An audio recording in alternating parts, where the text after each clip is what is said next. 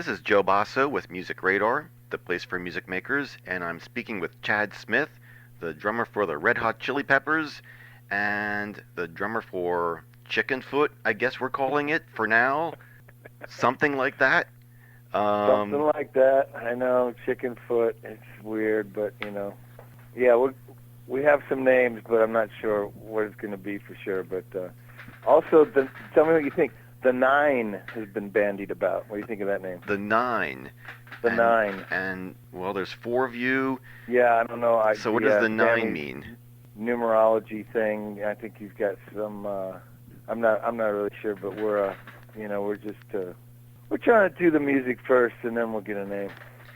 Maybe we should run a Music Radar contest for Yeah, that's a good idea. Come reader. up with the best name, and you win a date with Joe. He's kind of really married. Okay, then just for the guys, a date with Joe. That would work. And how nice of you to offer up Joe. Because I know he's just that kind of a guy. He's just a team player. He He'd take one for the team, so to speak. open to everything, basically. Yeah, he's all comers, as they say. He will be cringing when he hears this. Oh God. So For free bottles of tequila, so I'm just offering up free bottles of hot sauce from Mike Anthony. I don't really have anything to offer. Maybe a drumstick or something. there you go. Let's talk Chickenfoot, or whatever Okay. we're calling the band. Yeah. I've talked to Sammy, but in your words, tell me how your involvement with the whole project came about. Sammy and I are Cabo residents, and he, as most people know, he's kind of the mayor of Cabo down there. Right. He has his club that he's been associated with, and obviously the tequila. And if you think of Cabo, you think of Sammy. And I just vacationed down there, and I really liked it about 5-6 years ago, and ended up getting a place. It's close to Los Angeles. It's a quick flight down, and the weather's always hot, and it's a real nice place.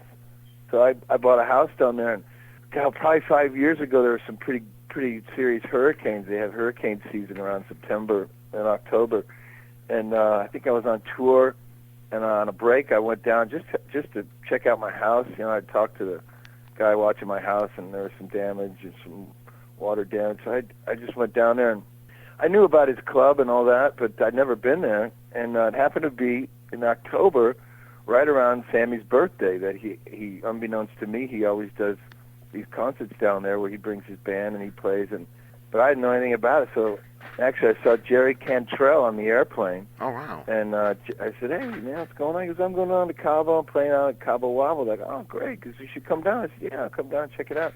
Went down. My house was in one piece, and that night I went down there, just going to kind of just check it out. And I turned the corner, and there's just a line down the street, around the block. There's a big screen outside. There's people going crazy. And I'm like, oh, my God, what the heck is going on here? And sure enough, Sammy's playing, and it's just a madhouse. I weaseled my way up to the front of the line. I said, hey, I'm Chad, from the Chili Peppers. I hate to do that, but I said, Jerry invited me down, and Tommy Lee and all these other people were there. I said, wow, this is crazy. So they let me see your license, and gave me my license, and the guy at the door, he came back a few minutes later. He goes, yeah, Sammy wants to see you. Oh, okay. And I never met him. And so I go up to the the dressing room area or whatever, and he's there. He's like, hey, man. Sammy's he's such a likable, warm guy. And he's like, oh, man, I love your band, I can't believe you're here. I said, yeah, I got a place. Oh, you got a place here? Get out of here. No way, man. You're a Cabo rat, Next thing you know, I'm on stage, playing, it was crazy. We just hit it off immediately. And so since then, I see him down there, and we just jam, and I jam with his band, and then about 2 years later, Mike Anthony came down. I go, you got to meet Mike. Man, Mike's the greatest. And, I'm a huge Van Halen fan. Sure. I mean, you're a rock player. Who isn't? And I was like, wow, this is cool. And we just kept in contact, and we played. I played with Mike, and so the three of us, we played once. It was Sammy's wife's birthday party, and everybody was dressed up I think it was like a '70s theme. we got our afros and our bell bottoms on, Big and wide collars and wide collars. Thank you. Yeah, medallions and the platform shoes, and we played, and so that we needed a name, and I don't know who came up with it, but somebody came up with Chickenfoot, and so I think that's where that originates from. So it's the three of us, and people always talk. You get together with musicians, and they're like, "Yeah, we should do something sometime." Yeah. He's got his band, and I've got mine, and finally just said, "Hey, let's do something when we got some time off." And I said, "Well, through the years, we'd all been playing. I've been traveling with my band, and after last September, a year ago last September, I said, Sam, I got some time off, and we should do this. He goes, we need to get a guitar player. I can't play guitar. We got to do something, just a balls out rock band, just like Cream, or just something with real playing and just just a real, just a classic rock band, and everybody gets to stretch out and just and go for it and do what they do." And then he came up with Joe's name, and I was like, "Wow, Joe, man, that'd be great." He's I've been a fan of Joe's. Everybody just knows Joe's just a wonderful musician and a fantastic guitar player. And so he invited us to Vegas. He was doing Sammy was doing a show in Vegas with his band, and Joe and Mike and myself showed up and played the encore. Never played before.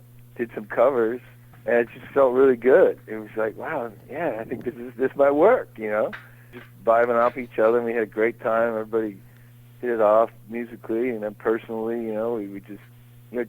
Joe's more serious. I think he's a good balance for Sam and myself and Mike are a little kind of off the wall, and Joe's kind of got this.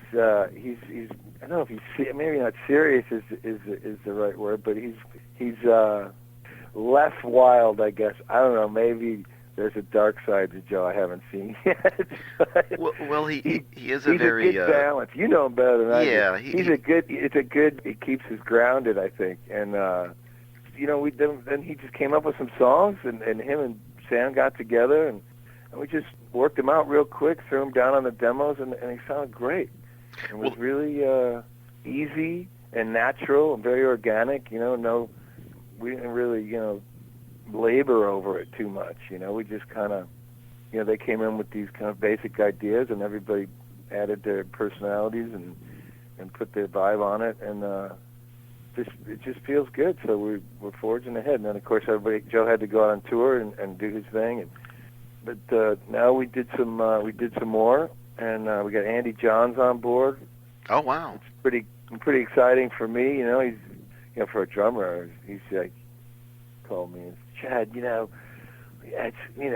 all about the drums, mate. I'm all about what kind of drums do you get? Called me and asked me what kind of drums I had, and so he was really fired up about it. So that went really well, and we got to write a few more songs, and we're going to go back in at the end of November, and I think we'll have the basics of an album probably by the middle of December. So I'm excited about it. Now, was there any reticence, however, because knowing Joe, I know one of the missing parts in his career is he always wanted to have a real band with a vocalist. You guys have all had bands with vocalists. So was there any reticence in this going from a fun side project to like a real band?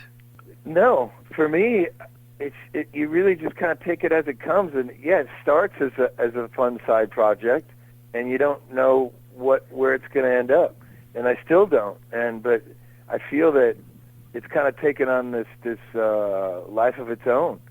It's just fortunate for me. The timing with myself is that our band is on a kind of extended hiatus for the first time in a long time.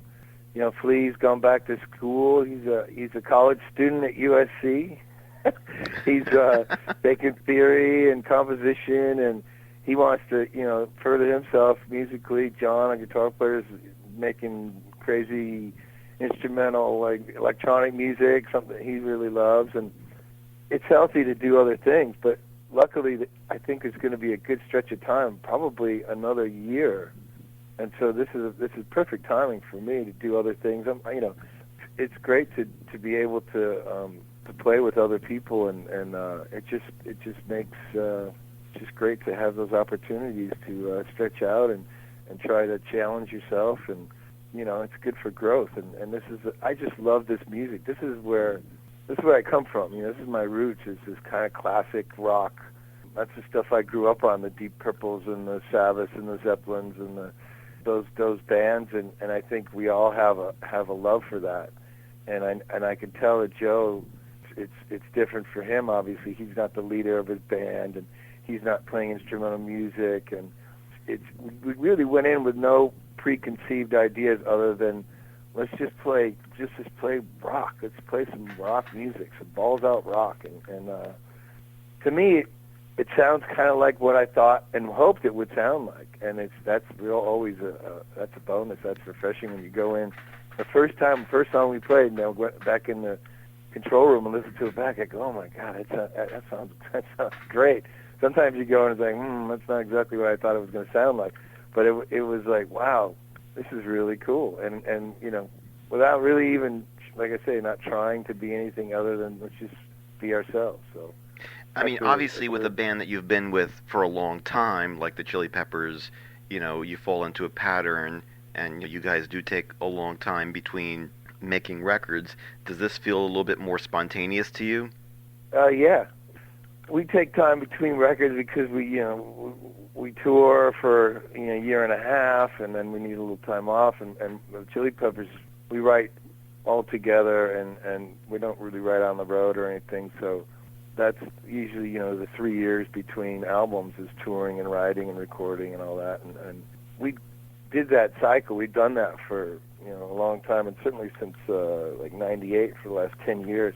So I just think it's just time for a break, just to be able to just live your life, and do things. We all have families and, and to be able to do other things and whatever it is. And musically, it's always good to do something and then bring that back to your main band.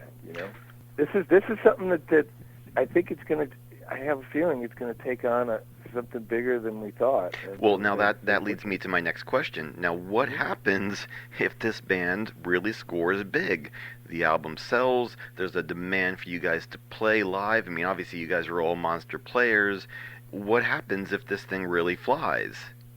Well, if all goes, if all goes swimmingly well, which we hope, we're talking about it coming out around April, and at this point, we'll go play behind it. Like I said, I have a year. I have from this point till next October, my band is on the back burner. So this is my priority at the moment, and I hope to go out and play in the summer, and that would be a blast. I have a very pointed Chili Peppers question, but first let me ask you, staying on Chickenfoot, Sammy made a very famous comment earlier this spring. Oh, geez, not the Led Zeppelin one. Yeah, Oh, God. What was your reaction? Sammy and his tequila tasting or something. Wasn't he like in Toronto doing something? And, yeah. Yeah. What was your reaction? He's, as you know, he's a very excitable boy, as a 60-year-old boy, and I don't think that I would never compare anyone to the great mighty Led Zeppelin, and I don't think we do sound like Led Zeppelin.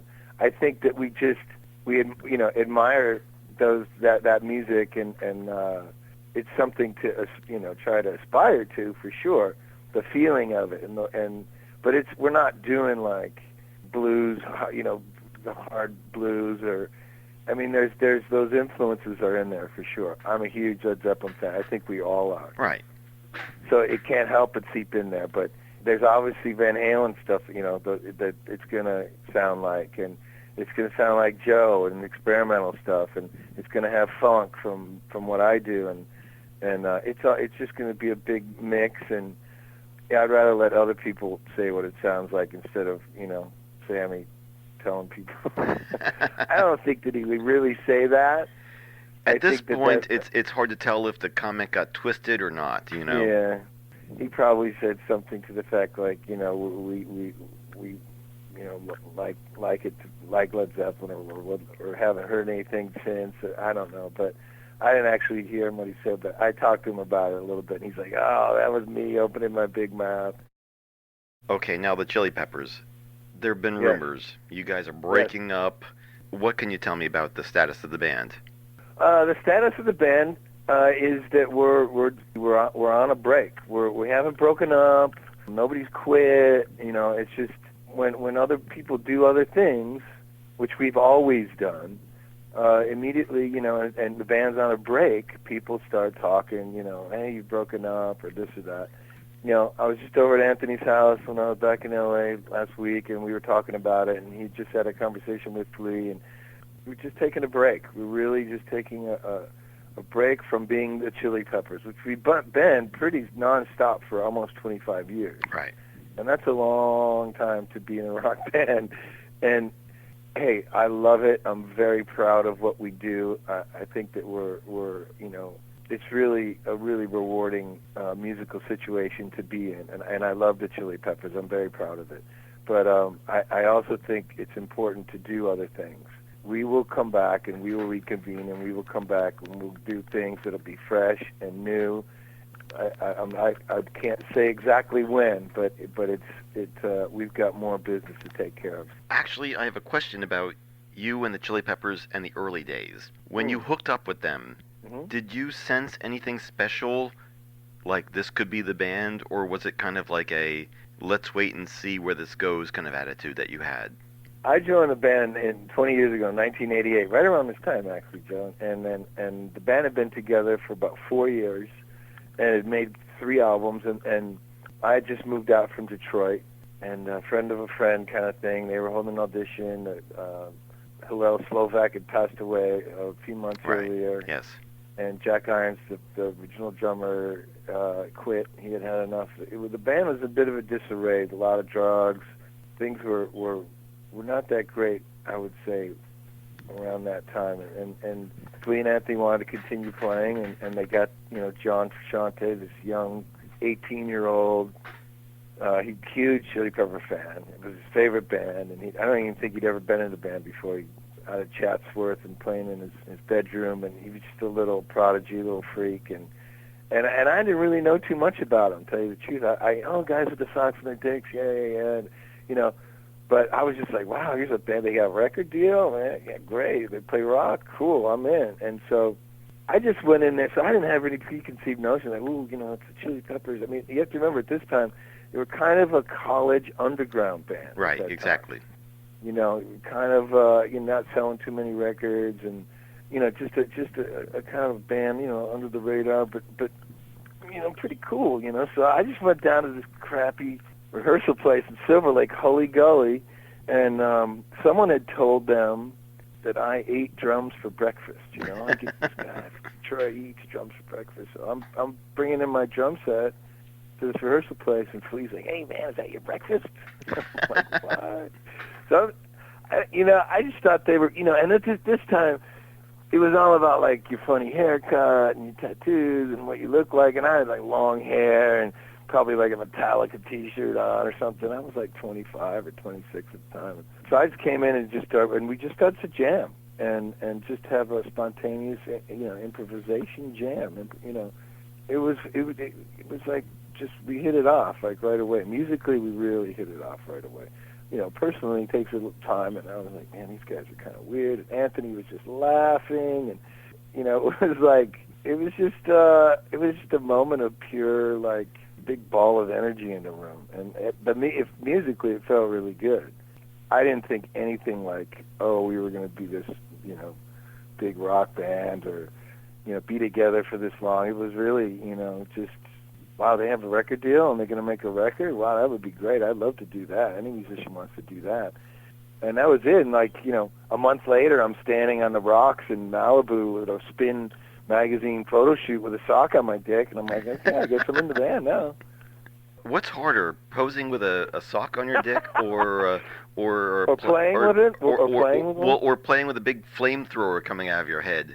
Well, you combine the two, which we've done, and that's then you're in the danger area. You don't want to burn any extremities. But yeah, we were really, you know, always have been very about entertainment, you know, and early on in our career, especially in Europe, the band was known more for our I guess, antics, if you will, than the music, you know. And that's very one-dimensional, just to just to focus on one thing, oh, they play naked or the socks or this or that. But we like to entertain. We're from Hollywood, man. We're entertainers. I'm entertainers.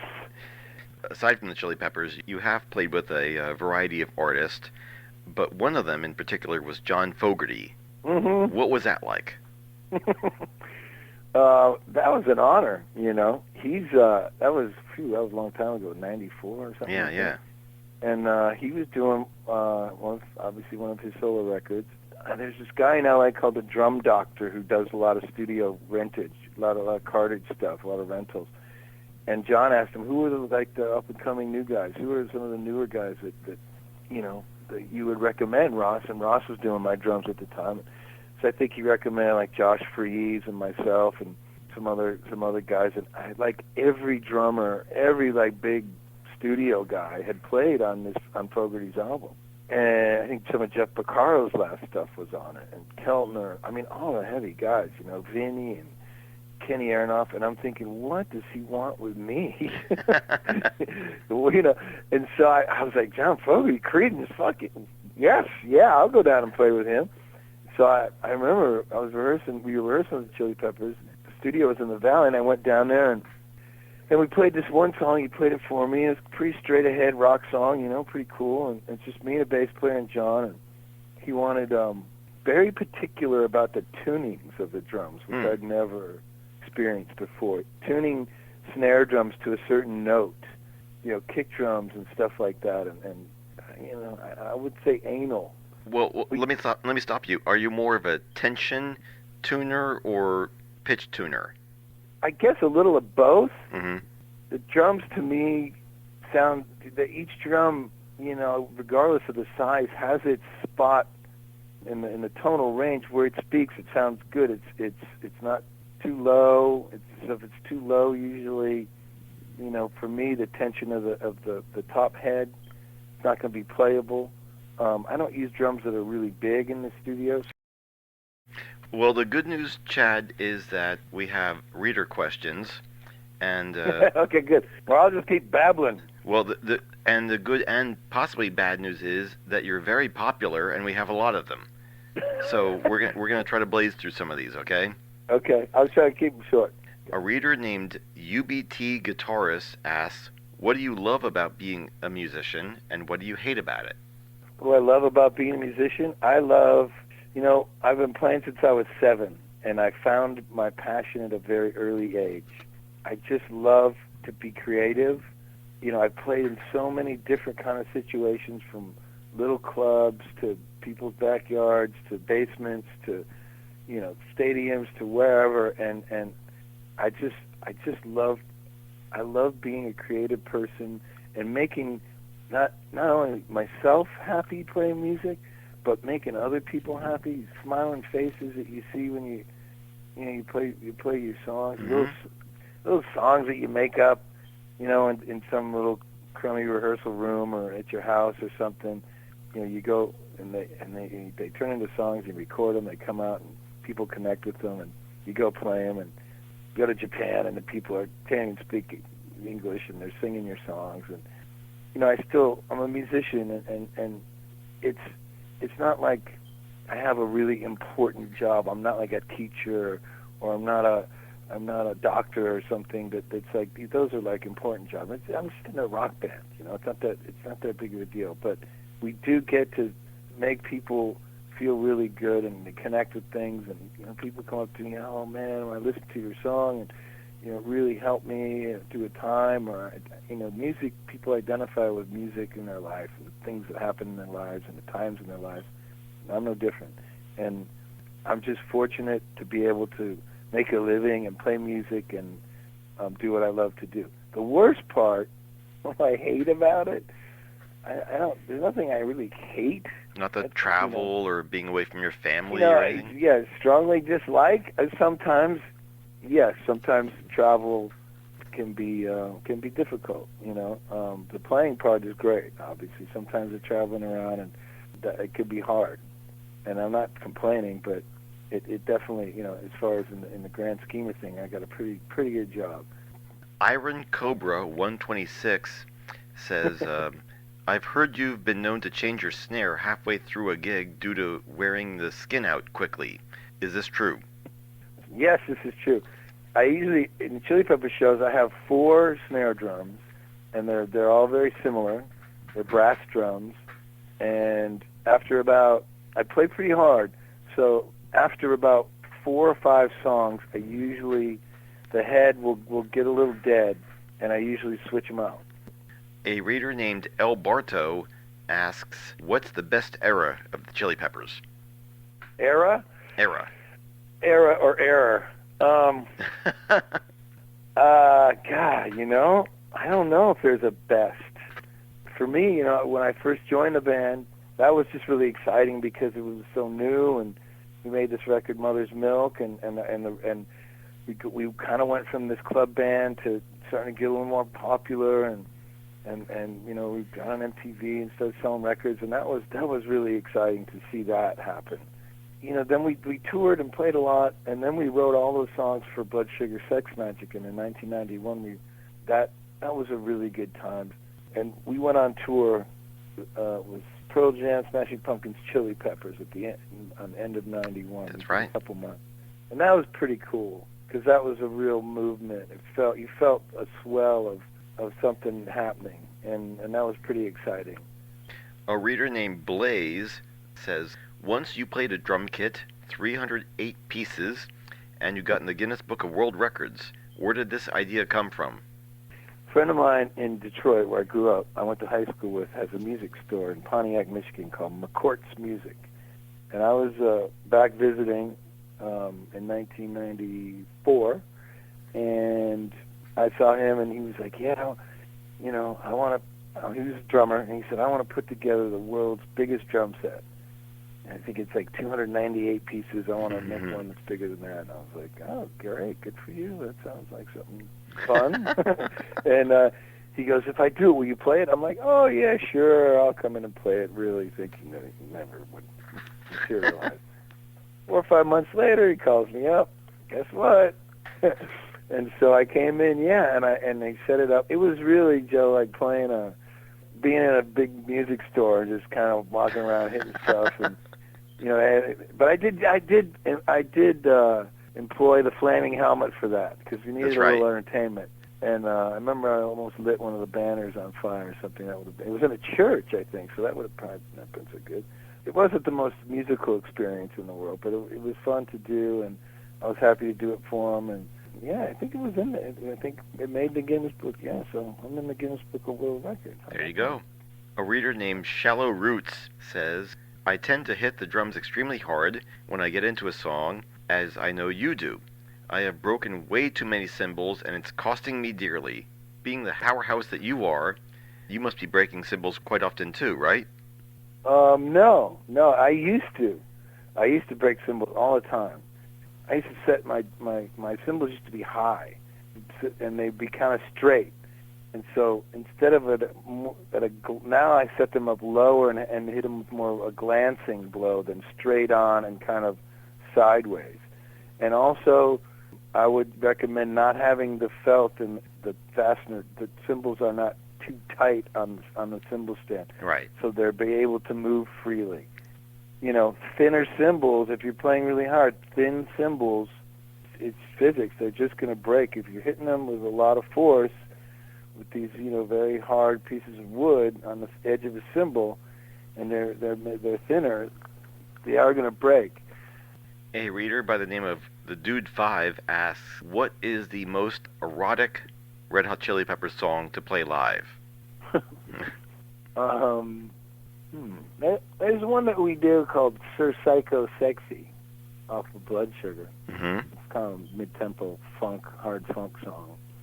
And the lyrics are pretty, it's an interesting story, and it's pretty erotic, I would say.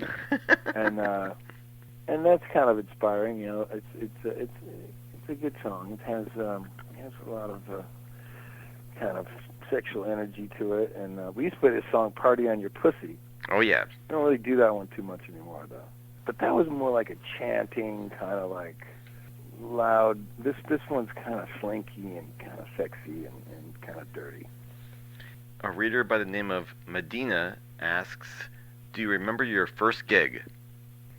It was in 1972 when I was 11, and I was playing with my brother in a band called Rockin' Conspiracy, and we played the Elks Club. It was a going-away party from my father. We were moving from Chicago to Detroit. It was a going-away party for my dad, Ford Motor Company, and he brought along his son's band to play, and we were terrible. We were the worst, but we played the hits of the day. Well, I don't know of the day, but these songs that we liked. Like I said before, the classic song. We played "Light My Fire." We played "Stairway to Heaven." We played a version of "Fire" by Jimi Hendrix, and my mother recorded it, and it's just the worst, straightest, most. I do the same fill every 4 bars. It takes any of this possible Mitch Mitchell swing out of the song at all. It's just really funny to listen to, and it was funny because the Chili Peppers, we did Fire. We do Fire from time to time for an encore.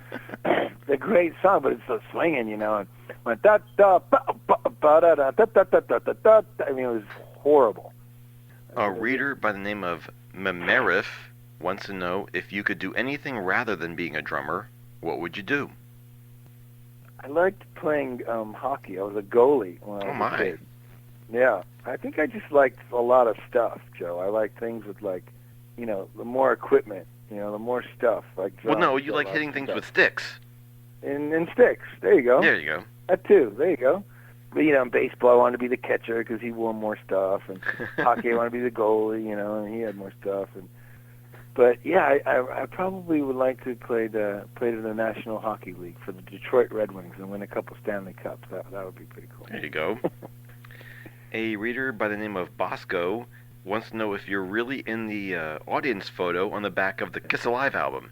Where do you find these people? That is not true, but it's close. Oh. I was at that concert.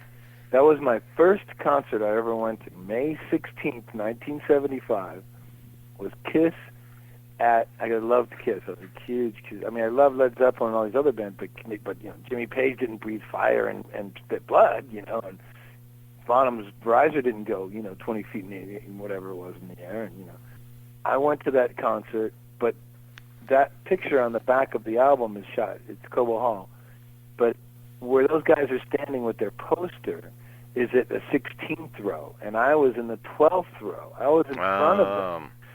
So no, I saw them taking the picture. I was looking at them, and I was like, and they're like, yeah, man. So, dude, it's a great classic picture. But no, I'm not in the picture. But I was at the show, and it was pretty amazing. And lastly, the Linux Effect wants to know, do you think it's fair to say that you're the most talented musician in the Red Hot Chili Peppers? Oh, absolutely. I am by far the most talented musician because, I write all the songs. I actually play all the instruments. I produce it. I mix it. I do all the artwork. I direct all the videos. And like any good ideas that we have, that always come from me. So this is a Music Radar exclusive. You are totally the man in the Chili Peppers. That's right. That's right, my friend. There you go. Don't you forget it. Hey, Chad, thank you very much for spending some time with me. It's been absolutely fantastic. Oh, my pleasure, Joe. My pleasure, man. And I Thank wish all your readers, and all the nice people. And very good questions. I didn't get any, I didn't even get a Will Ferrell question, which I usually. Well, okay. We have never seen you and Will Ferrell together in the same room. Is that true? I can't find a picture. For Joe, just for you, because he's such a nice man, and I did bring it up. I will tell you my one Will Ferrell story. Okay, good. And this is Will. He was in a movie called Ladies Man, which was a really bad movie. Oh yeah. The Courvoisier, Ladies Man. Yeah, right? yeah. One of those Saturday Night Live offshoot movies that didn't not well. Anyway, he was in that movie. So I went to a screening of it. I knew someone in Fairmont, whatever, and it's on like the lot, and you go, and the actors were there, and the director gets up and talks a little bit before the movie, and here's the movie before it comes up, blah blah blah. So this was years ago, and this is kind of before the whole, hey, you look like Will Ferrell before he got like Steve Puffy. And so I'm there, but people, a little bit, hey, you kind of look like that guy from Saturday Night Live. Yeah. So he's there, I'm there. After the screening, we go to the little buffet line where you get your shrimp cocktail and your salad and your chicken skewers or whatever. And I'm standing there getting my food, and there's a person next to me down the line, and then next to him was Will Ferrell getting his food, right? So I see him, and I'm like, Will Ferrell, a little bit. I don't know, I don't really. But I'm not thinking like I'm going to look at him and go, hey, hey. And so, but like the timing, the guy in between us walked away, and both Will and myself turned from the table and kind of we turn to the right, he turns to the left, and we face each other, and we're both getting ready to leave. And we turn, and he sees me, and he looks at me, and he kind of looks me up and down, and he goes, "You're very handsome," and walks away. That's excellent. Just like deadpan. "You're very handsome," and walks away. So I'm like, okay, so that was my one Will Ferrell story, and that's it. But God, if I had a nickel for every person that fucking said that to me. Chad, again, thank you very much for spending some time with me. My pleasure, Joe. This is Joe Bosso for Music Radar, the place for music makers, and I've been speaking with Chad Smith. Again, thank you very much. See you soon. Thanks, you guys. All right, take care now. All right, man. Bye-bye.